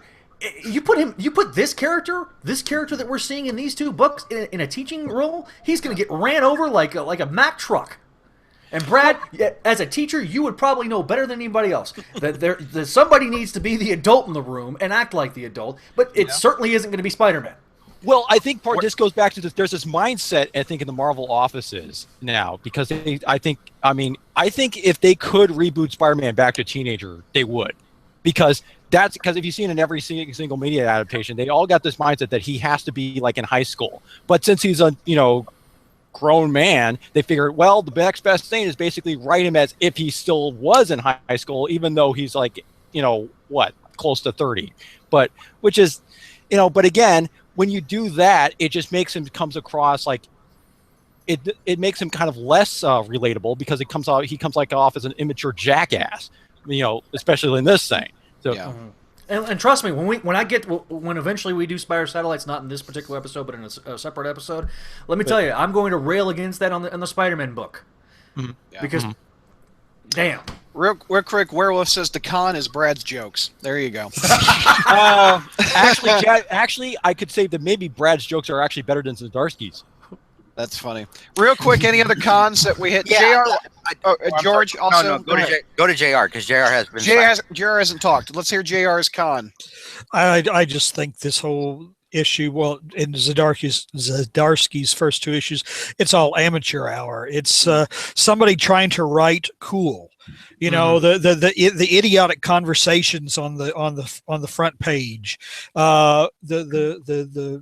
the conversation between Spider-Man and Rebecca London, and they're both everybody's trying to be clever. Everybody's trying to sound clever. And it's very annoying. And I don't like this at all. Yeah, it's crap. And this is why, and this is the only thing I'll say here at the end. Months. Therapy. What? What happened? Huh? Go ahead. Yeah. Oh, I'm sorry. Months ago, before this thing started, I had warned people not to put a lot of hopes into this. Mm-hmm. I said, be careful, because a lot of people were acting like, oh my God, we're saved. And I was like, nah, I read the Stu Tower, the Duck #1. You may want to pull back on that a little bit. But JR's right. It's another one of these things where everybody's trying to be funny. And whereas Slott is writing an immature man-child Peter, Zdarsky writes everybody like it's a hipster universe. And it doesn't work. And what we're finding now is, especially, even this doesn't change for the next issue. Mm-hmm. And Spectacular Spider-Man is garbage. It just is. I mean, it's. Is it worse than Amazing in your mind? It's as bad as Amazing, but for different reasons. Okay. Mm-hmm. I'll put it that way. What a couple of reasons. Give me some examples. Well, I just nailed one of them. I mean, yeah, the characterization is completely off. Dan Slott does not understand Peter on fundamental levels. Chip Zdarsky does not understand Peter, or he seems to quasi understand Spider-Man, except only halfway. I think he's watched too many episodes of Ultimate Spider-Man, and that he hasn't a whole lot of back issues of actual Spider-Man comics, but not realizing that Peter and Spider-Man have two distinct different voices. Dude, come on. It's amateur hour. This is horrible work. And that somebody could look at this and think that this should be its own Spider title, that Zdarsky's take on the character is what we have as Peter Parker, the Spectacular Spider-Man, is insulting. Mm-hmm. But it's the same kind of crap we're going to get until we get rid of all these people who've been at Marvel now for way too damn long. Mm. All right, we're going to move on to the next book, Spec #3. And Mike, this is your book. I like that cover. I just wish. It's all right. Yeah. Okay. So the thing is, we start off with the issue with J. Jonah Jameson sitting at his computer on that one of those little bouncy, therapeutic bouncy ball things, doing what probably we all do, is sift through the comments section of his new blog. Yeah. and he finds that, hey, you can earn like 800, he's like pouring over, like trying to think like what it is. And he says, and the first thing he gets is, you can earn like $200 a day if you sit in front of your He was inspired by spam. Inspired by spam. George, I've been inspired by spam. You fry it up. It's not bad. Spam is fantastic. It's an underrated food. Yes. Yeah, I profoundly disagree with you, sir. But go on. I know, and you're right to be wrong. I'll fight. Yeah. Go ahead, Mike. Sorry. Well, meanwhile, we go back to Teresa Parker sleeping on the couch, and they're sitting next to her, kind of creeping her out, is Karnak. Why he's there instead of Ben Grimm? Well, because we all know that we have the Inhumans TV series is coming out, which by the way, according to the latest Rotten Tomatoes score, is at 0% in IMAX theaters now. By the way, so somebody must stop Scott Buck before he kills again. Oh yes.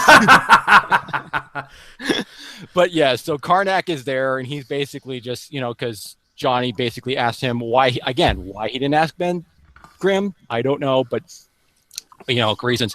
So then Peter and Johnny, they kind of rush in, and they're like, hey, we got we found the stuff about the Kingpin and the cell phone things. It says and then Johnny asks probably the first question people should have asked about this whole cell phone plot. So why are we interested in this? So what if he's got a bunch of encrypted cell phones? Why are we? And then Peter's like, well, he could do some illegal stuff with them, and it's just kind of vague. And he says, besides, we can just go ahead and kick the Kingpin's butt. And he goes, that sounds good. And Johnny's like, sounds good enough to me. So they and before they go, Teresa's wants to come along too, because she figures, I've got some, I got my CIA training and everything. And so she's like, hey, I can help you out and everything like this. And so Peter's again, kind of decides to, agree, even though, so They go to the Mason, who's the Tinker's brother, the guy who looks like Andre the Giant, in case you can't remember who that guy is. And while he's there, he's talking to Utu Jackson, another guy who we barely remember.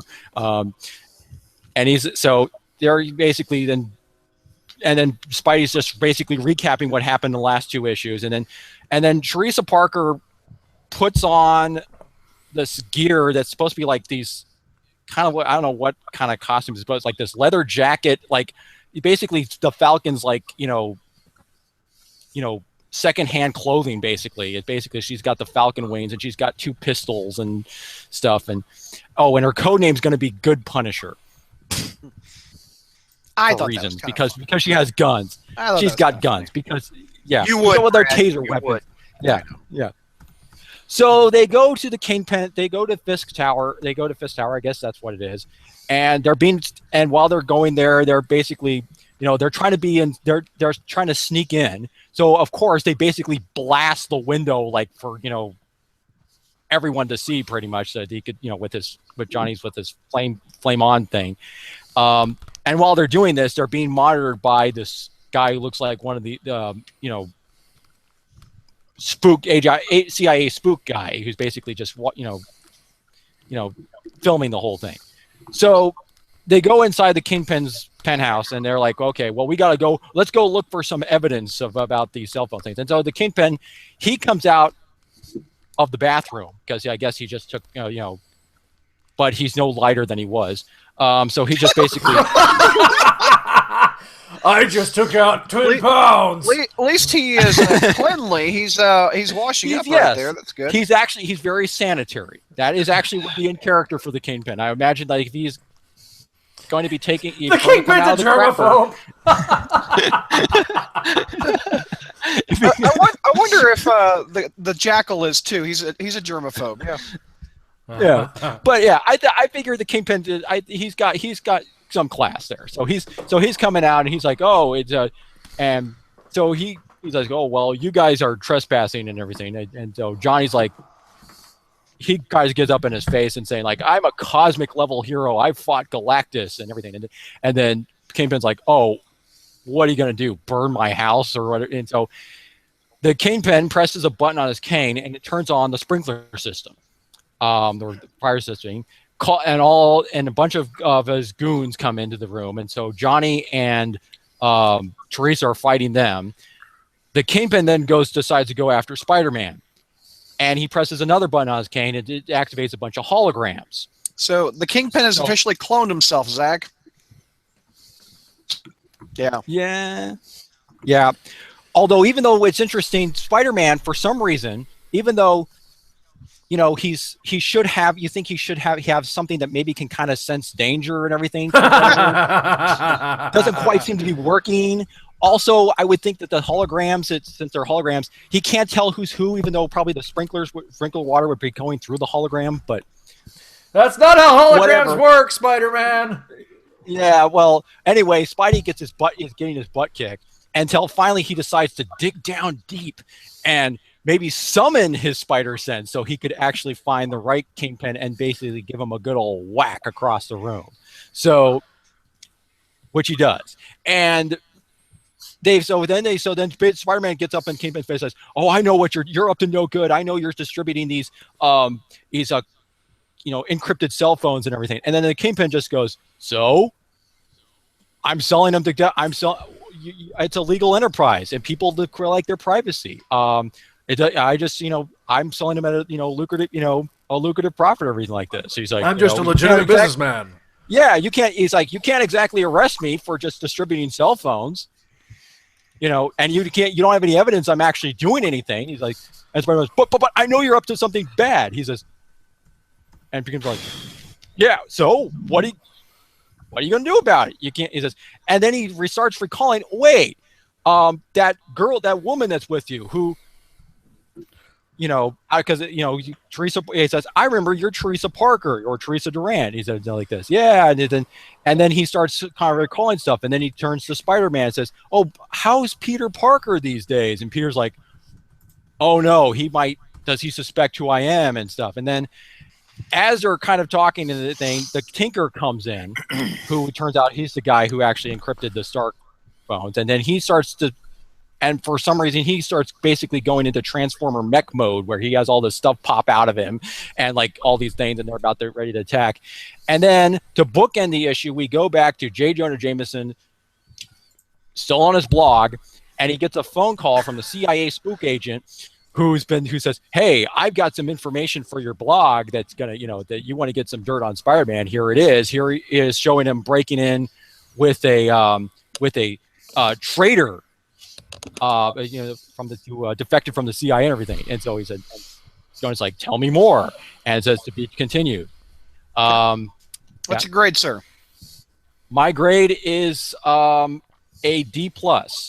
It's not as god awful as the other last one, but it's still kind of, it's just a smidgen. It's still kind of there. It's still on that kind of, it's just awful, not god awful. Let's go around the horn. Ashley, what's your grade on this one? I gave it a B-. Okay. George. D. JR. D-. Zach. C. I'm a C also. Pros. Let's hear some pros, Mike, real quick. Oh, Okay, what, Zach? You had your hand up. What? I put my hand up before the T-shirt. Sorry, Mike. Oh, that's all right. No, he's not. He's not sorry. I just called on you. Go ahead. Okay. When did Jonah leave the fact channel? Oh, Anybody that know? was in Did Clone he just Conspiracy. walk off set after the whole the clone conspiracy? Like did he That just was like actually- What, Go- Mike? Mike has the answer. Because what happened is, because he endorsed a new you in the Clone Conspiracy, and that turned out to be the guys that were causing that whole, the rage zombie virus, which never happened. They decided, oh, you're too much of a liability, so they basically canned him. Okay, So he got fired from the fire. I'm How sorry. could you miss that, Zach? It happened in something called Clone Conspiracy. I have mentally deleted half of Clone Conspiracy. Anyway, so all right. Thank you for answering my question. No Mike, problem. I turn over to you. I concede your flawless victory. Thank you. All right. Now, as terms of pros, which I'm struggling to find one here, I did actually like that there was an actual fight scene in this between the, that we actually got some action, and also that, as opposed to last time where it just felt like it was kind of so broken up, there's actually a consistent thorough through here that is actually going from, A to B to C and everything. That there's actually a single thread going on, as opposed to just trying to make just throw a bunch of stuff in there. So I did appreciate that there's at least some kind of there's at least some focus this time around from Zdarsky.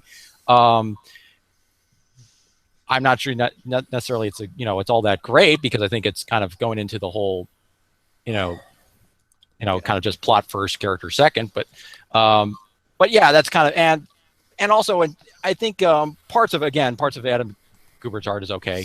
But so those are my big pros mainly. So Go around the horn for pros. Who's got them? Spidey hit a guy. Spidey punched a man! Finally! Despite bringing backup to fight Kingpin, Who should be cowering in his boots? Spidey actually hit a guy. And he didn't run from a fight like an Amazing. So Spec again is better than Amazing. Next week, Spidey brings Hulk to a tombstone fight. JR, you got any pros? Not a 1. Why? I mean, is it just depressing to read this for you? It's this particular issue is one of the stupidest goddamn things I've read lately. Oh! Explain, JR. Go ahead. The dialogue is stupid. Spider-Man acts stupid. This whole thing with him bursting into the Kingpin's apartment or whatever, and all this inane dialogue. Starting off, again, I've got Spider-Man saying, what is that, your washroom? I've got to see your toilet, because that's not funny. That's not funny. It is I guarantee you, Brad laughed during that. He did. He did. And I am sick of the Kingpin being presented as a physical threat to Spider-Man. He should not be. I'm sorry. He may be solid muscle, but he is not a superpowered being. Spider-Man should clean his clock just as effectively as he did in Back in Black.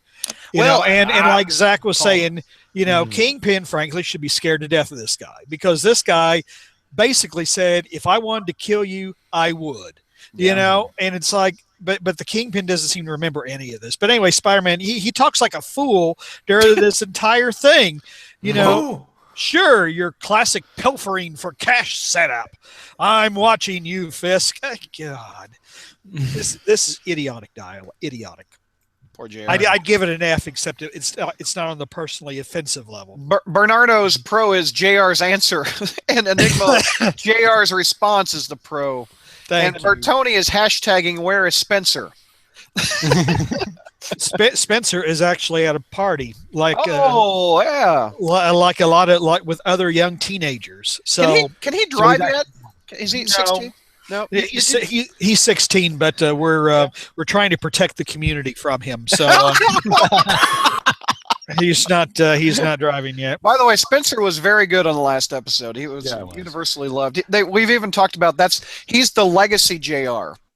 What I said yesterday to the folks that were watching for the Friday Night Fights, JR, the Friday Night Fights YouTube show, what I said is that every day with JR is a blessing.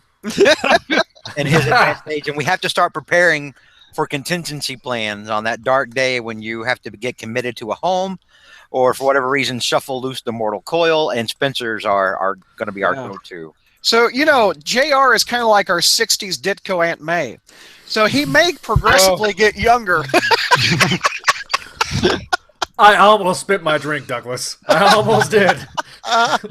If you need to borrow an old dress, Zach's probably got one in that closet.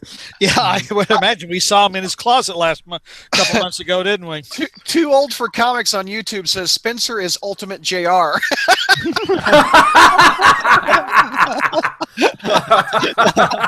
He's gonna like that. I think he might actually get a kick out of that. Oh, that's funny. All right, let's see. Where were we? I was gonna say what made the issue for me. Yeah, I did enjoy it more than I had been enjoying the other ones. Yeah, I'm just a huge Kingpin fan, and it's just really fun to see him kind of in his element. You know, they come bursting in like, oh, you know, we're gonna get to the bottom of this, and he's pretty much just, you know, slapping them in the face with reality, like, you know, essentially, where's your warrant? And with him challenging Johnny Storm, being like, okay, what are you going to do? Send me to the hospital, give me third-degree burns for what? Yeah. And then Johnny's like, oh, light all your art on fire. And he's like, I'll send you a bill for that. So he's just so calm and collected. And that's one of my favorite things about Kingpin. So I enjoyed that. Okay. Something Stan Lee said once. JR, you remember way back in the day, back with Hero Realm. When Alex and I interviewed him on the phone that one time, he was telling us how there's never really a crime on the books for wanting to take over the earth. That's right. And he said, you know, like if a cop stops Dr. Doom on the sidewalk or Magneto, and they're like, yeah, well, what are you doing here? And Dr. Doom's like, well, I'm here to take over the earth. The cop can't do anything. It's not a crime. I mean, what does he book him with? Yeah, it's not a crime to want to rule the world. Yeah. Enigma says, George, he misses your drinking buddy, Roscoe Lee Brown, who did the voice of Kingpin in the 90s show. That was a night, boy, I tell you. Yeah. For the YouTubers that never heard it, George got drunk with the Kingpin, the voice of the Kingpin from the 90s show. I love it. That's a great story. My 90s cartoon bone is always... Excuse me? My 90s cartoon bone is always tickled whenever I see Kingpin and Spider-Man on the same page. However, I have to, echo what I said earlier and what JR, pointed out, that Kingpin should be like, holy crap, this guy's here. I need to, he might have been actually defecating in his pants since he was just But the fact is we did, we had to have Spider-Man. He doesn't crap in his pants. He's got a nice bathroom next door. That's not consistent with the character. The character has never been a coward. The character has never been like, oh God, I have to get out of here. I have to escape somebody. Right. That's never. Now he can have contingency plans for this and that, but he's never like, oh God, I have to leave. He's not Bane when he sees Batman after Batman finally wind up whipping his ass that way. He's not like that. Okay. That's never been the character. Well, no, and there are times when the Kingpin has definitely Clubber Lang Spidey, but there's always a caveat, like Spidey was weakened by gas, or Spidey had a hurt arm going into the fight, or something like that, or Spidey fought him to blow up his school and or Spidey fought him inside the Kingpin's house, where basically the Kingpin had contractors come in and said, "Listen, I need to kick the crap out of Spider-Man if Spider-Man ever comes in here. So why don't we do this with the walls and do you know?" It's that kind of thing. There have been moments when the Kingpin has given Spidey a good fight, but the Kingpin, no matter how bad he's got his ass kicked, he's never going to be somebody. The Kingpin would never be a guy who begs for his life. No, if anything, he'd be vindictive. If the Punisher could have the Kingpin on his knees in front of him with a gun to his head, and the Kingpin wouldn't beg for his life. It's not who the Kingpin is. Yeah, I know that, and I appreciate you educating the masses on that. I was just making the masses. I'm educating you, fool. I already knew it. There wasn't any reason to educate me, sir. You suddenly became a Texas Mr. T. Fool! I'm educating you, fool. You fool! Anyway, the fact that we got Spider-Man toilet humor should tell you the quality of the humor that is in this book. Did we have Spider-Man toilet? Okay, hold on. He was making fun of him on the toilet! Hold on. But he couldn't make fun of Fat Joe. He couldn't make because I'm surprised Brad didn't bump it up a letter grade for that. He makes such a point of like, oh, I'm not going to do the fat jokes. And I'm like, okay, so that's the writers pretty much telling us, no, we can't do that, guys. We can't do that anymore. Yeah. So what's your new material? We don't get any. So apparently we just don't get Kingpin anymore. Since we had Spider-Man toilet humor, I thought I'd bring this out. Oh yes, your toilet. The Kingpin isn't even a fat guy, really. If you know the character, that's all muscle. Yeah, and no one knows that better than Spider-Man. Because the whole idea is that he can physically go toe to toe with him.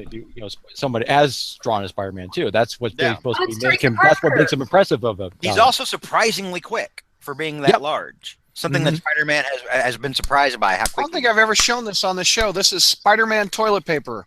No, that's Teresa Parker. Wow, look at the time. Oh, it's Teresa Parker. I'm so sorry. Shots fired. Shots fired. TP, Teresa Breaker 19. Right there. Very nice. Yeah. We got shot fired. Shot fired. Yeah, or good Punisher is that that was just like but that one since we're already getting into the contents of the whole thing, like there's this whole big deal about her in this issue about how she says, "Oh, I got to wear some," that Peter says you got to wear if you're going to come out with Johnny and me, you got to wear some kind of superhero outfit. And yet she doesn't put on any kind of facial covering to hide her identity or anything. It's just isn't she a fugitive from CIA and she'll be shot on sight? Yeah, that's exactly the point. I think I remember that. No, it doesn't matter. Yeah, because the whole point, if she's supposed to be a fugitive, you would think maybe I should wear some like a mask over my face or something to try to hide So no, or maybe but no, because for the convenience of the plot, but for the convenience of the plot, stay safe and don't put yourself out there and put yourself at risk.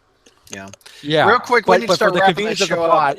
We've got Bernardo. We're going to read Bernardo's comment. Peter relied on someone else to save his family. Powers Packer said if Fisk knows he's Peter, then he should know Peter will kill him if he messes with family. Isn't sister family? Cons from Enigma. The book is so unmemorable. I just sat through the review and still don't remember what the hell it was about. Ortisec, Con, this takes up room in my long box that a better comic could use. Today, though, that's, you know what? I mean, that's true. It's hard to find. I mean, Bernardo, Spider-Man did not give web shooters for his sister. Yeah. 227060, Con, a book named Spec Spidey is basically Marvel Team Up. Yeah. Kind of. I think that's good. Okay. Any final thoughts on this episode before we hit stop? What's the over-under on... Oh, I'm sorry, Ashley, go ahead. Oh, I was going to say, so, Jack sat down with me while I was reading through the comics, through the spectacular issues, and he's like, oh, hey, how I've been thinking about checking that out, let me know if it's any good. And so to anyone else, along with Dear Sweet Jack, who is looking into trying this out. Should we sing Happy Birthday? Should we sing Happy Birthday again? No, I think once is... Yeah, I agree. It was so out of tune, it was scary. I can't ever sing that song in tune. I just don't try. But for anyone who's, we've reviewed individual issues, but just like my take on the series, the line just this far. It's a nice break. It's a breath of fresh air from slot, but I would not recommend it. It's not worth it. Here's the bar. What's really the over under? What do we think? How long does this even last? Less than a year? What, the spec book? Yeah. But we get to I don't think we'll make it to double digits. No, we're after issue 6, we're going to 297. We'll hit spec 300. I'm talking about just longevity. I mean, a year. Does it even go a year and a half, JR? Well, the thing is, this is probably the type of juvenile stuff that Marvel wants to see. I mean, why else would they hire this guy? You know, a grown man riding on the back of a 15-year-old girl. They had they had to know what they were getting. This is probably what they want to see Spider-Man written as. They'll probably, it'll last as long as they want it to last. This is how they see Spider-Man. I think we will see a creative team change before it's all said and done. Kubert has not shown that he can maintain a level of a monthly book. What a waste of Kubert art. Oh yeah. What a waste. I mean he's an elite artist. Yeah. With like a guy they threw a rock out a window to find. Even the artwork sometimes feels off though. Like it's not Kubert's best work. Maybe he's not inspired by the story. Maybe he's reading just going, oh God. Yeah, a lot of the art I'll phone this in too. A lot of the art in this does look like it's kind of on the rush side. That it's still kind of more scratchy and everything like this, and kind of inconsistent stuff. Especially if you look at some of his earlier works compared to this. Yeah, that's kind of where I'm at with this. It's like he's trying to do more of a Deadline style, but the Deadline style is vastly inferior to some of the work he's produced. Mm-hmm. I mean, look at Renew Your Vows. Yeah. Oh yeah, that was really good artwork. We'll try it all again next month, gang. Hopefully, we have 4 better books. Yep. Okay. YouTubers, we're going to take a potty break, and we'll be back in about 10 to 15 minutes. I'm going to close this chat. Oh wait! I'm going to close the feed. I'm going to turn off the feed so we start a new file. Oh man, we're going to lose. We're going to lose viewers. We're all right. This way we don't have a 5-hour file for them to watch. All right, we're gonna lose people. What I want you YouTubers to do, I want you to go to Facebook. I'm going to put a new link on the Facebook page where you can click it and watch it. Also, I'll embed it on the front page. Also, if you have your notifications on, you'll get an email that says we're live again. So 3 different ways you can catch us up in just a little bit. Okay, I will reconnect everybody in 10-15 minutes. All right. Okay. See you in 10-15. Bye. Bye.